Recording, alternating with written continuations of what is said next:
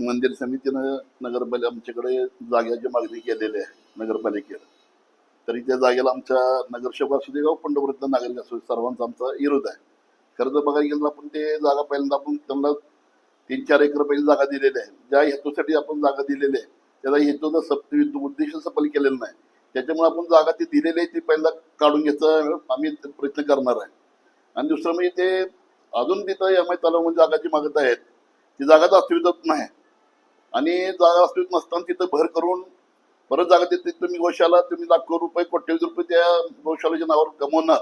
तुमच्या हजारो एकर जमीन असताना नगरपालिकेची एम-आय तलावाची जागा तुम्ही मागताय आणि प्रत्येकाने असं मागून जर त्या तलावाचं भर टाकून जर पुढे घेतलं तर ते तलावाचं अस्तित्वात राहणार नाही. त्याच्यामुळं पंढरपूरकर आणि नगरसेवक आम्ही मोठं आंदोलन उभा करीन ह्या बाबतीत.